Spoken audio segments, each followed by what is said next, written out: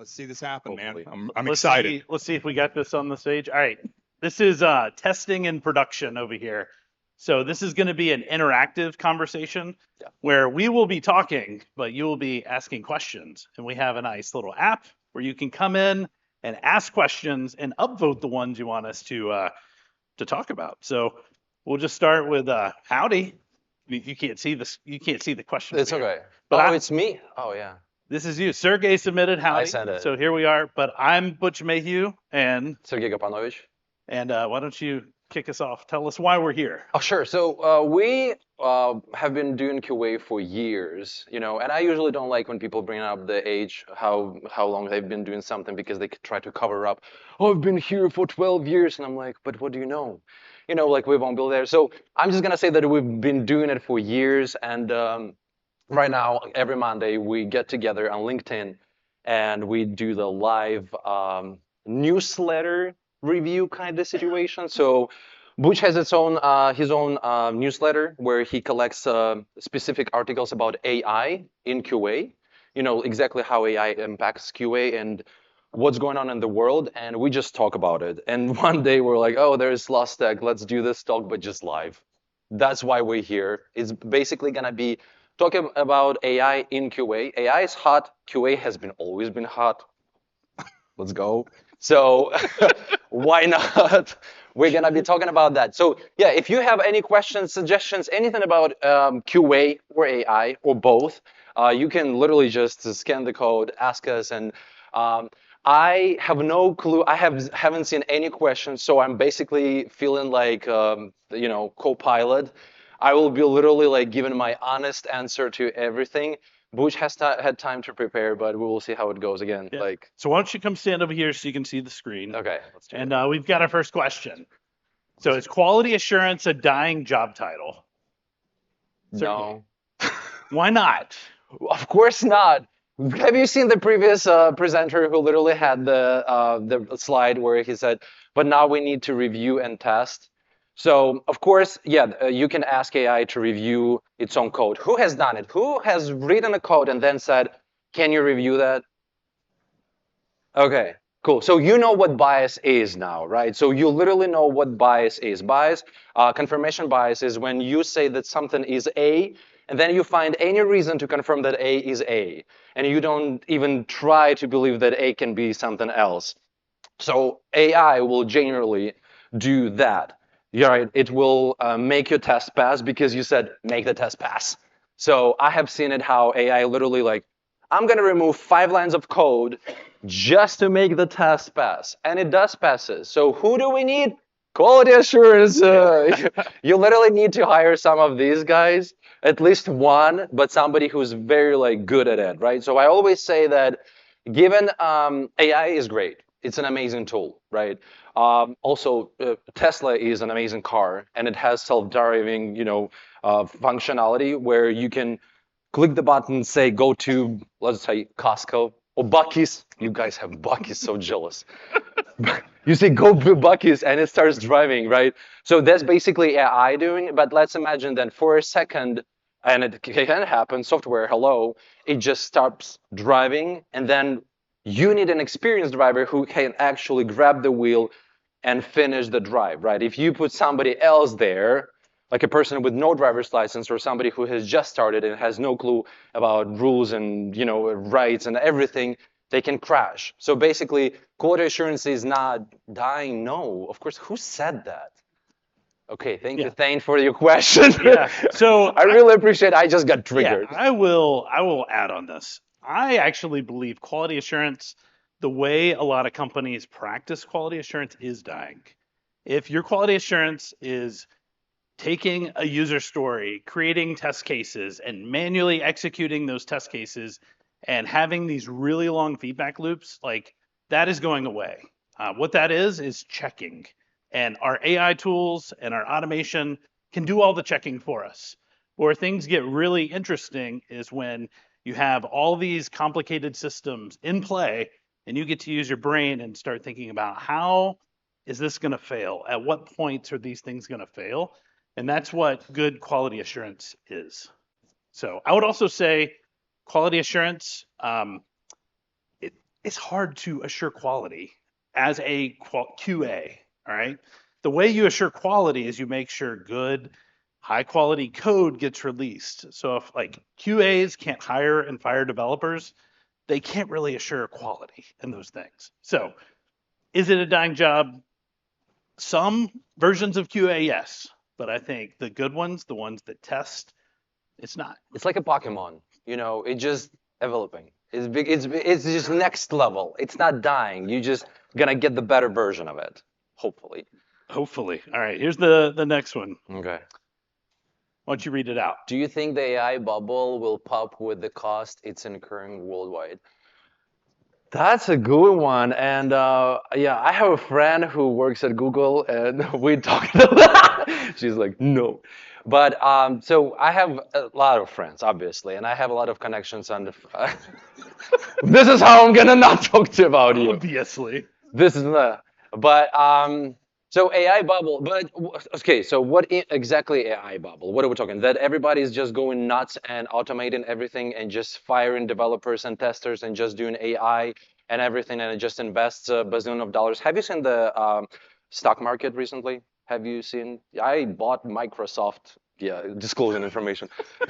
I bought Microsoft stock like a few months ago, and then it went like almost 30% up, and now it's 20 down. My point is that we probably gonna have some bubbles popping, right? Because I wouldn't say just one big bubble. So my bubble, my AI bubble, which I create, where I invest my time and my money in AI writing and helping me to write automation code, that will not pop. Companies which go nuts, yes, 100%.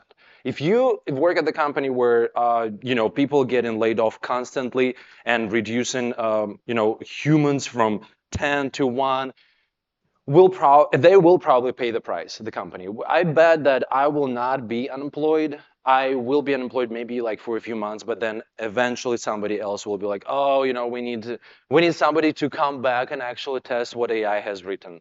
So it will pop, but again, it will pop for those people who just went crazy. Just, Warren Buffett said that don't keep all the eggs in one basket, right? So the same thing.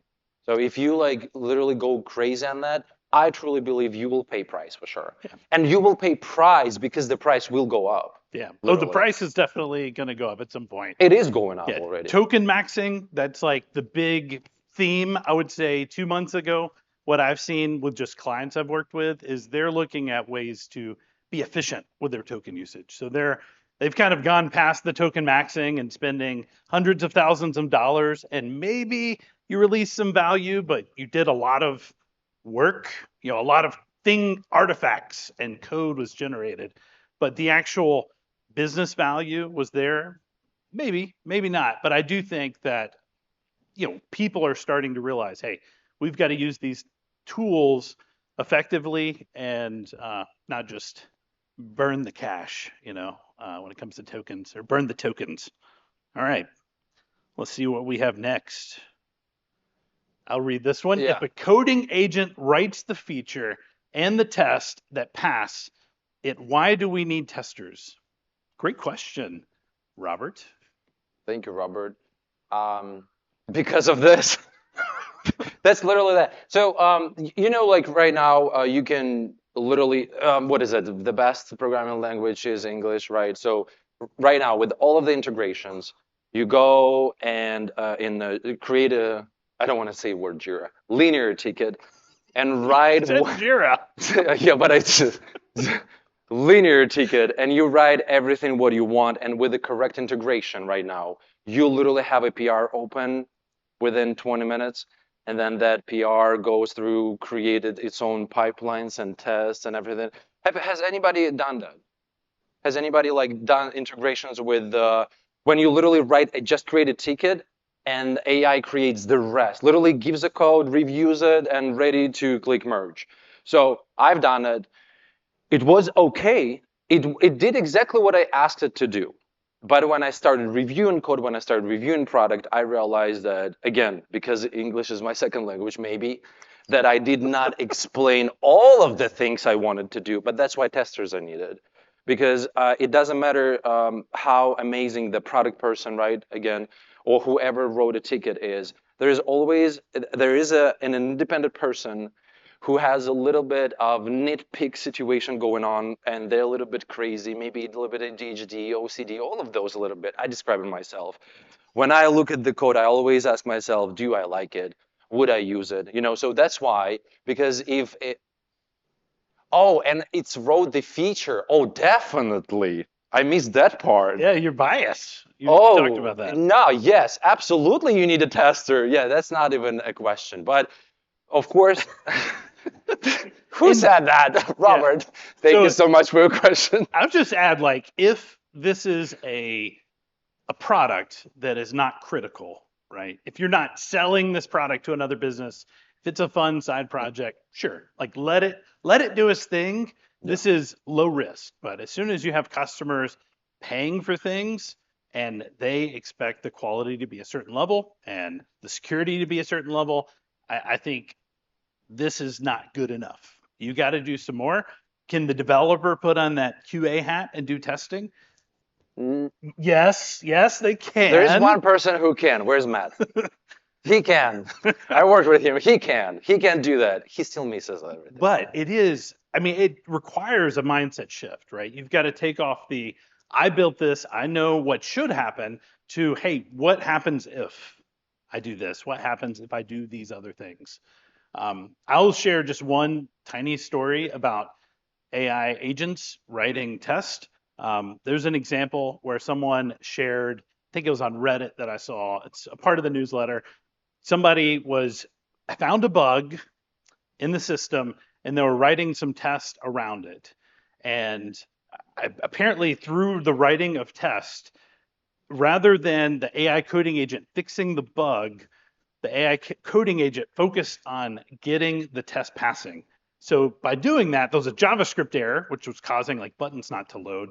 So the test injected JavaScript into the browser to go make the test pass. So you had a green pass, CI was good, but production was still broken even after that change. So you can't trust your coding agents quite yet on all the things. If green is green, you need to go inspect it, make sure that the right assertions are there and we're not covering things up.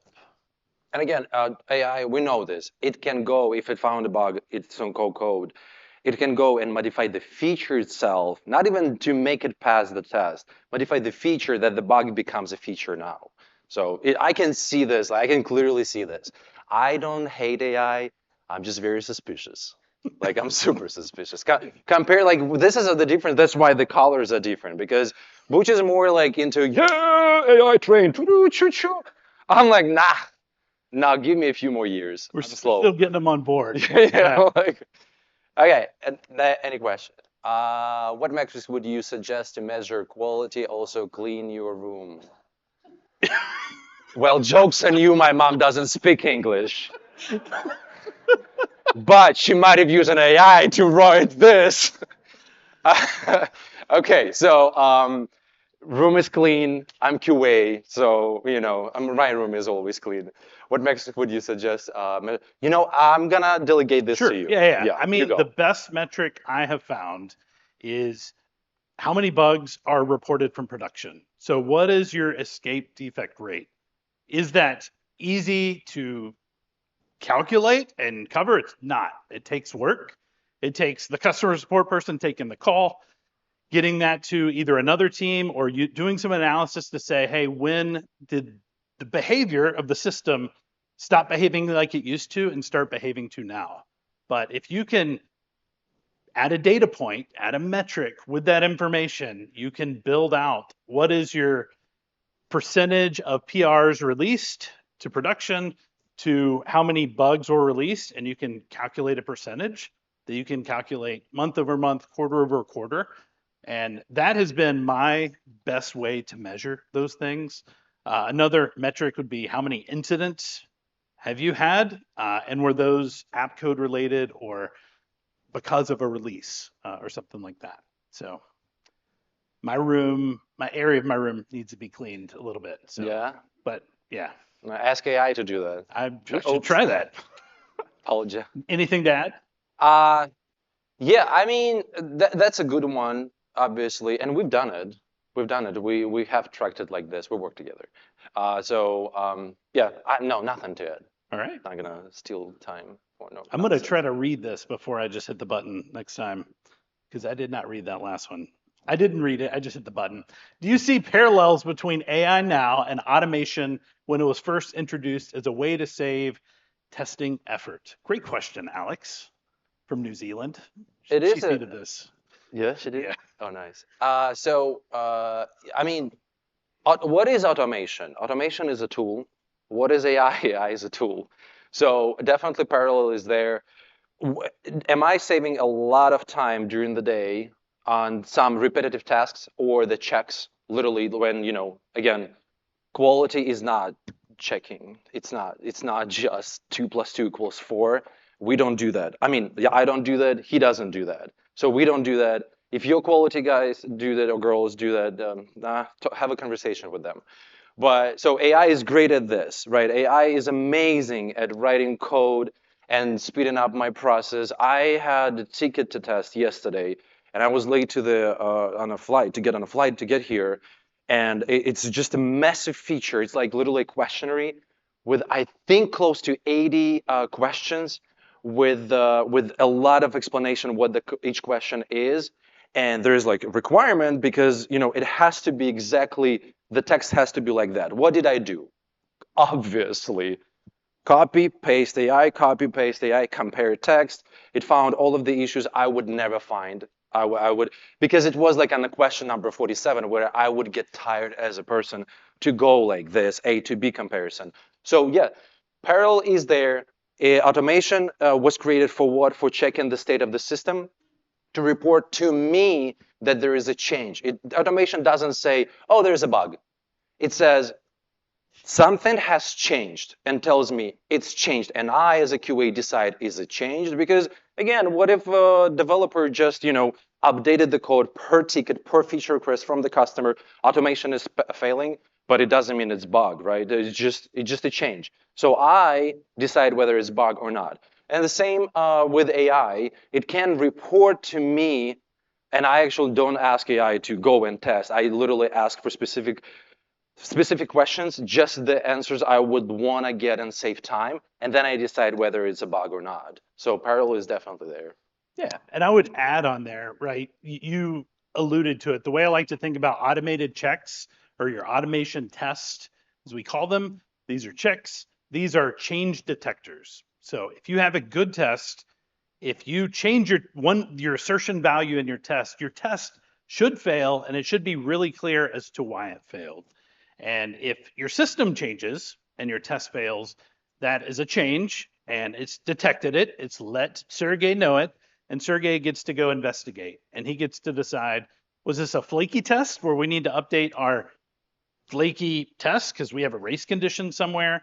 Is it a flaky environment? So maybe we have an underpowered QA environment and there's also a performance test going on at the same time, or some other QA is mucking with the test data and my test is failing now. Or was it an actual change that we should just go update the automation for because it's a feature? Or is it an actual bug? So you've got all these different things, and you can use AI to try to guess that, but in the end, humans, we have that responsibility, right, to decide, hey, this is a real risk. We need to stop the release, or hey, this is not a risk. Let's go in and update the automation and make our suite greener, or go talk to our boss to beef up our QA environments because they're always underpowered. Why? Why? I mean, I kind of know why, but um, just to add to this, I do think the biggest unlock with AI for QAs is the ability to generate deterministic test automation code. I am able to today to very quickly run the skill that I've created that goes and explores the site that I'm testing, figure out what the DOM is, and come back to my session and write the test, write all that boilerplate code that I used to have to right click, inspect, and figure out, all right, which locator do I want to use for this test? AI can do that way quicker now, and it's a huge unlock on time. Um, so I'm a big fan of that. I'm also kind of a fan. I'm experimenting with this. What happens when you use AI to go explore things and go click around and make assumptions about things? And again, our AI tools or LLMs, they're non-deterministic.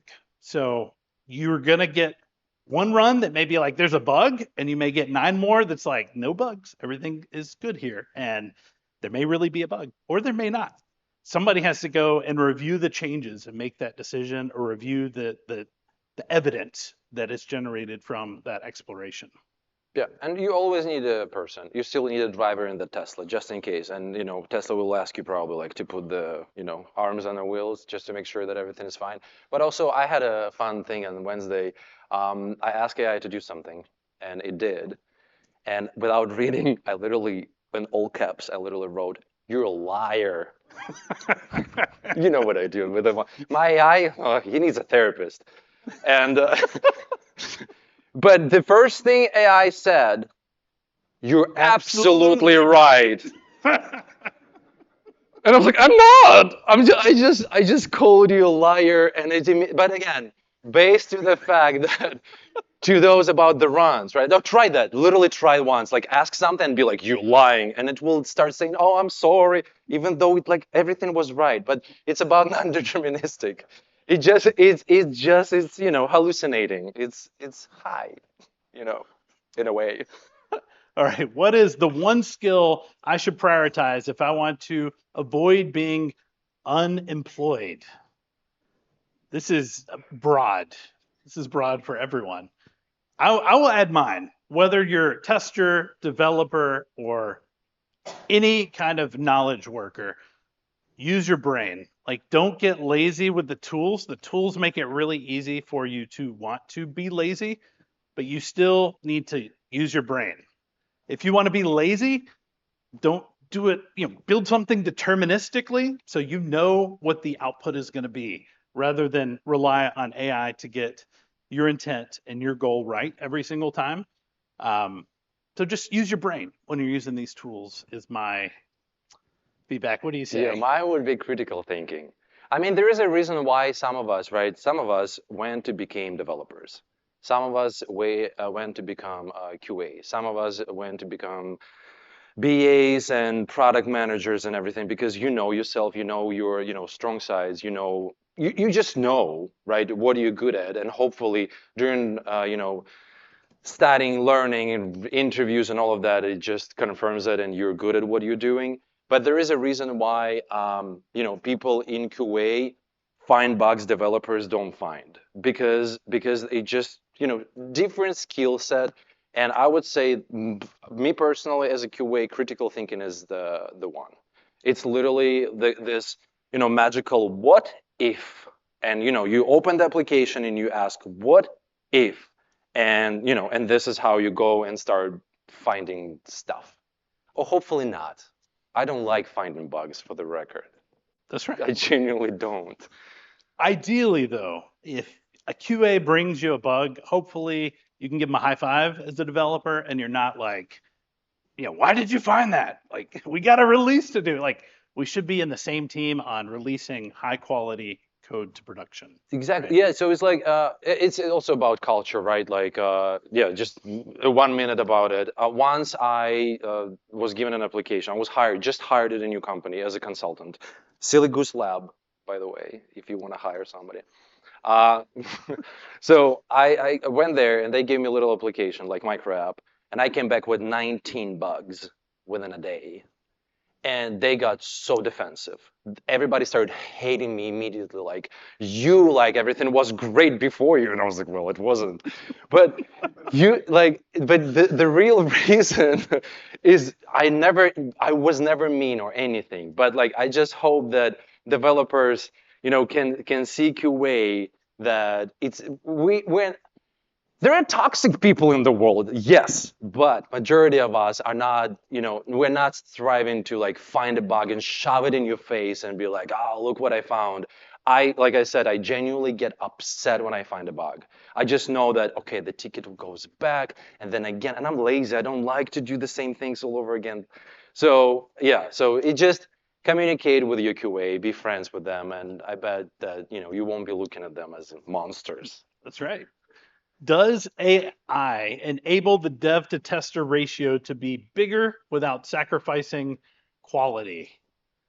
Too many. So, what's like a typical dev to tester ratio, would you say? My max was 7 to 1.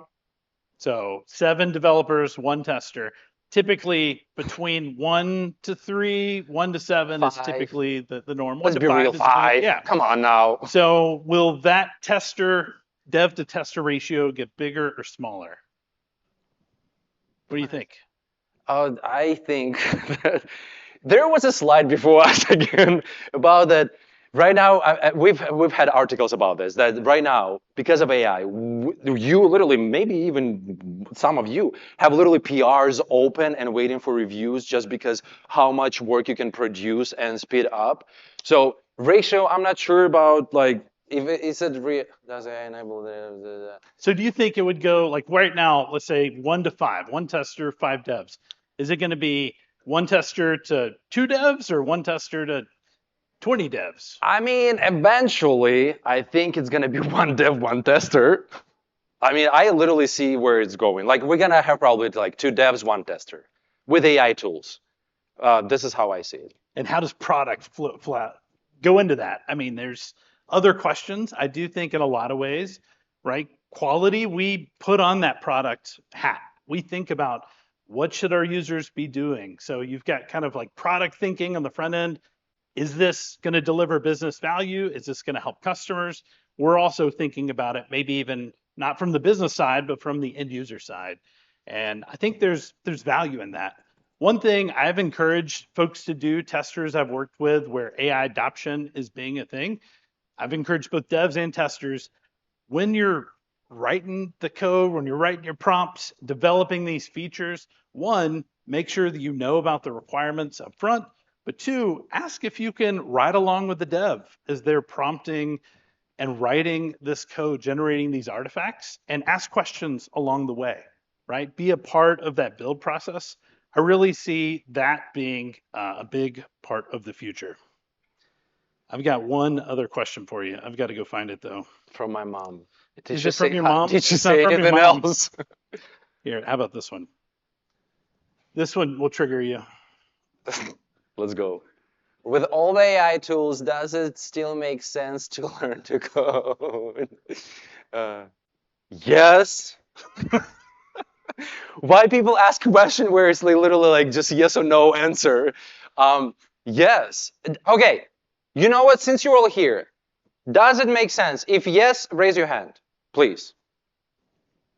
Thank you. Just about everything. Thank you. Yeah. That's what Sergei Gapanovich I can Yeah. go. Yeah. But you see, like, I don't need to tell people that we need to do this. Of course you have to do this. Of course. Yeah. I mean, you see, I get triggered. I will say I had a bit of a crisis, right? Around December, January, when I started using these tools to generate code. I've got a Playwright test automation course on LinkedIn, and I started thinking, like, people aren't going to need this anymore. But as I continued to use the tools, I saw the code getting generated, but I also brought all this other knowledge to the table. Like, how do I need to arrange my code so it will be resilient? How do I make sure I set up my project so I'm not going to have flaky tests down the way? And I think it's still very important to think about learning code. I do think this will change. I don't think you need to have all the certifications and do all the things that you've had in the past, but you still need to learn. You need to understand how these things work together. So I think we're running out of time. we are at time. I just want to leave you with one thing from QA. Please do not copy and paste whatever AI gives you. Just don't copy and paste. Spend a little time learning code and see what it actually is given. Every time when we like finish our talk on internet, you know the reactions on Apple, like those like with balloons and stuff. We always do the heart, so I'm gonna do the heart to the camera. That's what we usually do. The AI will trigger all of that. Yeah, I like There you that. go. Thank you very much. You're amazing, and have fun. Yep. Sergei and Butch, y'all.